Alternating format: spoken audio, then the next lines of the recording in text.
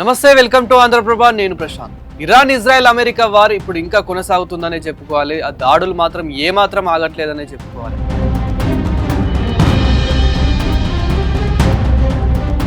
ఈ దాడుల్లో కూడా చాలా మంది సైనికులు మృతి చెందుతున్నారని కూడా చెప్పుకోవాలి.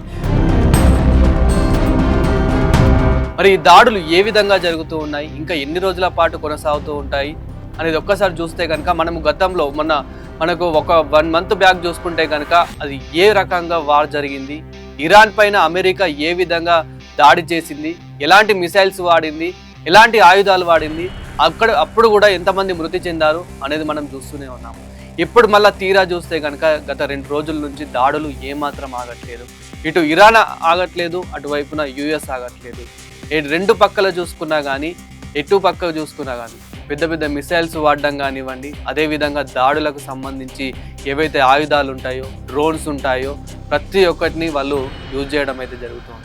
ఇక్కడ ముఖ్యంగా ఇరాన్లో చూసుకుంటే కనుక ఇప్పటికే ఇరాన్ చాలా ఆర్థికంగా నష్టపోయిందని చెప్పేసి మనం గతంలో ఏదైతే ఒక నెల క్రితం ఏదైతే దాడి జరిగిందో ఆ దాడిలో కూడా మనం చూసాము. ముఖ్యంగా ఇప్పుడు కూడా ఇంతకు ముందు సైనికులను మాత్రమే చంపాలి అన్నట్టుగా వాళ్ళ టార్గెట్ ఉండేది.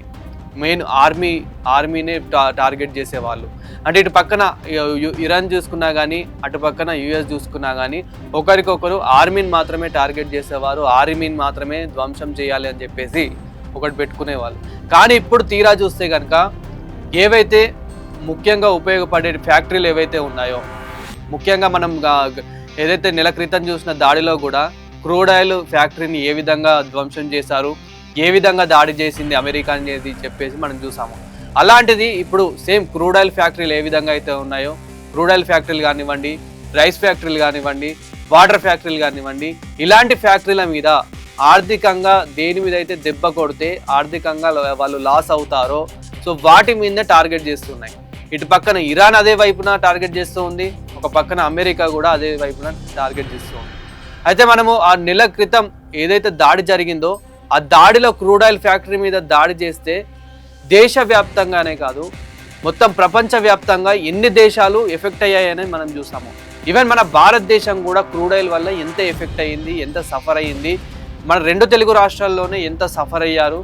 హోటల్స్ చూసుకున్నా కానీ, కాలేజెస్ చూసుకున్నా కానీ, రెస్టారెంట్స్ చూసుకున్నా కానీ, ఎక్కడ చూసుకున్నా కానీ ప్రతి ఒక్క రేట్లు పెరిగిపోయాయని చెప్పుకోవాలి.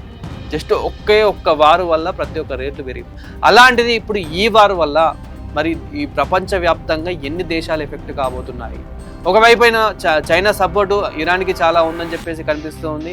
అయినప్పటికీ ఇరాన్ కొన్ని ఆయుధాలు ఇచ్చినప్పటికీ కూడా దాదాపు 90% ఆయుధాలని కొన్ని ఏవైతే ఈ మిసైల్స్కి సంబంధించిన ఆయుధాలు కానివ్వండి, ఈ దాడికి సంబంధించిన కొన్ని ఆయుధాలు ఏవైతే ఉంటాయో ఇరాన్కి ఆల్రెడీ ఇవ్వడం జరిగింది. అదే ఇప్పుడు నిన్న రాత్రి ఏదైతే దాడి జరిగిందో, గత 2 రోజుల నుంచి చూసుకుంటే కనుక నిన్న రాత్రి జరిగిన దాడి ఏదైతే ఉందో ఆ రాత్రి జరిగిన దాడిలో ఆల్రెడీ కొందరు సైనికులు, కొందరు ఆర్మీ ఆఫీసర్లు ఇందులో మరణించినట్టయితే తెలుస్తూ ఉంది. ముఖ్యంగా ఇరాన్లో కొందరు మరణించారు, అదేవిధంగా అటువైపున అమెరికాలో కూడా కొందరు మరణించడం అయితే జరిగింది. ఒక పక్కన అమెరికా గవర్నమెంట్ ట్వీట్ చేస్తున్న పరిస్థితి కనిపిస్తూ ఉంది, ఇటు పక్కన ఇరాన్ కూడా ట్వీట్ చేస్తున్న పరిస్థితి కనిపిస్తూ ఉంది. సో ఈ రెండింటి మధ్యలో ఏదైతే కువైట్ ఉందో, ఖత్తర్ ఉందో, బేరన్ ఉందో, సో ఈ కంట్రీస్ ఇవి కూడా ఆర్థికంగా చాలా దెబ్బతింటున్నాయని చెప్పుకోవాలి. ఇక వీటి మీద కూడా దాడులు చేసే అవకాశం కనిపిస్తూ ఉంది. సో 2 యుద్ధాలపైన ఈ దేశాలు కూడా ఏవైతే ఉన్నాయో వీటి మీద కూడా చాలా ఆర్థికంగా దెబ్బతినే అవకాశాలు కనిపిస్తూ ఉన్నాయి.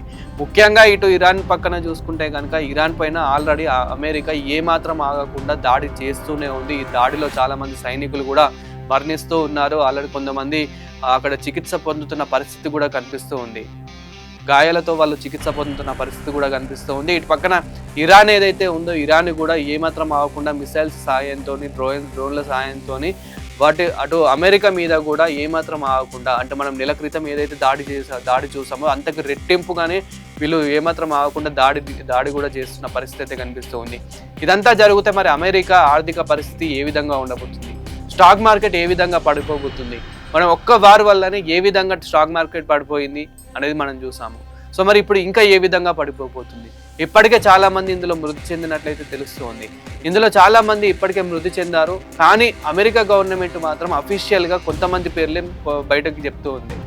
మళ్ళీ ఎక్కువ మంది పేర్లు చెప్పినా కానీ ఎక్కువ కౌంటీ చెప్పినా కానీ వాళ్ళకి ఇంకో భయం పుడుతుందేమో అని చెప్పేసి, ఇక్కడ ఇరాన్ కూడా జాగ్రత్త పడుతుందేమో అని చెప్పేసి, ప్రపంచవ్యాప్తంగానే అమెరికాకి ఏదైనా ఒక నేమ్ వస్తుందని చెప్పేసి వాళ్ళు తక్కువ కౌంటీగా చెప్తున్నారా అనే కోణంలో కూడా ఇప్పుడు అనుమానాలు వ్యక్తమవుతున్నాయి.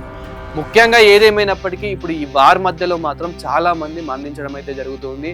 ఆర్థికంగా చూసుకున్నా కానీ ఆర్థికంగా కూడా ఇక్కడ అమెరికా కూడా ఇప్పుడు దెబ్బతినే అవకాశం చాలా ఉంది. ముఖ్యంగా మనకి ఏదైతే ఇరాన్ మీద దాడి చేసినప్పుడు ఆ క్రూడ్ ఆయిల్ ఎఫెక్ట్ వల్ల మనకి గోల్డ్ రేట్ అనేది కూడా ఏ విధంగా పడిపోయింది అనేది మనం చూసాము, ఎంతవరకు దిగింది అనేది మనం చూసాము. అయితే ఇప్పుడు తీరా చూస్తే మళ్ళీ క్రూడ్ ఆయిల్ రేట్లు మళ్ళీ పెరగబోతున్నాయా, గ్యాస్ రేట్లు మళ్ళీ పెరగబోతున్నాయా? ముఖ్యంగా రెండు వార్ల వల్ల, రెండు యుద్ధాల వల్ల మన భారతదేశంలో క్రూడ్ ఆయిల్ మళ్ళీ పెరగబోతుందా, పెట్రోల్ రేట్స్ మళ్ళీ పెరగబోతున్నాయా, డీజిల్ రేట్లు మళ్ళీ పెరగబోతున్నాయా, ముఖ్యంగా గ్యాస్ రేట్లు మళ్ళీ పెరగబోతున్నాయా అని చెప్పేసి కూడా చాలామంది ఆలోచిస్తూ ఉన్నారు. ఇటు పక్కన చూస్తే కనుక అసలు వార్ మాత్రం ఏమాత్రం ఆగట్లేదు. ఇక నువ్వో నేనో తేల్చుకోవాల్సిందే అని చెప్పేసి ఇరాన్ ఏమాత్రం ఆగట్లేదు, అదేవిధంగా అమెరికా ఏమాత్రం ఆగట్లేదు. ఇరాన్కి కనుక ఒకవేళ రష్యా సపోర్ట్ వస్తే కనుక మరి అమెరికా పరిస్థితి ఏంటి? ఇరాన్కి కనుక ఒకవేళ రష్యా కనుక ఆయుధాలు అందిస్తే కనుక మరి అమెరికా పరిస్థితి ఏంటి? ఇరాన్కి కనుక ఇప్పుడు చైనాలో ఉన్న ఆయుధాలను కూడా అందిస్తే కనుక, మిసైళ్లను కూడా అందిస్తే కనుక, అక్కడ ఉన్న డ్రోన్లను కూడా అందిస్తే కనుక, ఆయుధాలను కూడా అందిస్తే కనుక మరి ఇక అమెరికా పరిస్థితి ఏంటి? సో ఇవన్నీ కోణాల్లో మరి ట్రంప్ ఆలోచిస్తున్నాడా? ఇప్పటికే చాలామంది సైనికులను కోల్పోయాడని చెప్పుకోవాలి. ఒకవైపున చూసుకుంటే ట్రంప్ ఇప్పటికే చాలామంది సైనికులను కోల్పోయాడు. ఇటు పక్కనే ఇరాన్ అధ్యక్షుడు కూడా ఏమాత్రం ఆగట్లేదు. అతను ఇప్పుడు గతంలో మనం ఏదైతే ఈ నెల క్రితం చూసుకున్న వారు ఏదైతే ఉందో ఆ దాడిలో ఇప్పుడు ఏవేవైతే ఇరాన్ మిస్ అయ్యిందో ఆ మిసైళ్లను కానివ్వండి, డ్రోన్స్ని కానివ్వండి, ఏవైతే ఆయుధాలు ఉన్నాయో, ఏవైతే బాంబులు ఉన్నాయో, ఇవన్నిటిని ఏవైతే మిస్ అయ్యిందో ఇప్పుడు ఏమాత్రం మిస్ కాకుండా ఎక్స్ట్రాగా ఇంకా చైనా సపోర్ట్ తీసుకొని ఇటు పక్కన రష్యా సపోర్ట్ కూడా తీసుకుంటున్నట్లయితే తెలుస్తుంది. సో ఇవన్నీ సపోర్ట్ తీసుకొని ఇటు అమెరికా మీద అయితే దాడి చేస్తున్న పరిస్థితి కనిపిస్తుంది. దాడిలో ఇప్పటికే చాలామంది సైనికులు అయితే మరణించడం జరుగుతుంది. ఏదేమైనప్పటికీ మధ్యలో ఉన్న ఏవైతే కంట్రీస్ ఉన్నాయో, ఇటు పక్కన కువైట్ కానివ్వండి, ఇటు పక్కన ఖత్తర్ కానివ్వండి, పక్కన బేరన్ కానివ్వండి, ఈ దేశాల ప్రజలు కూడా చాలా భయపడుతున్నారని చెప్పుకోవాలి. ఈ దేశాల్లో కూడా మన భారతదేశం వాళ్ళు ఎంతోమంది ప్రజలు అక్కడ పనిచేస్తూ ఉన్నారు. అక్కడ నుంచి మనకు అందుతున్న వార్త ఏంటంటే రాత్రి మాత్రం చాలా దాడులు అయ్యాయి, చాలా సౌండ్లు వచ్చాయి. ఇందులో ఈ దాడుల్లో కూడా చాలామంది మరణించినట్టు తెలుస్తుంది అని చెప్పేసి మన భారతదేశం వాళ్ళు అక్కడ ఎవరైతే వర్క్ చేస్తూ ఉన్నారో వాళ్ళు కూడా చెప్తున్న పరిస్థితి.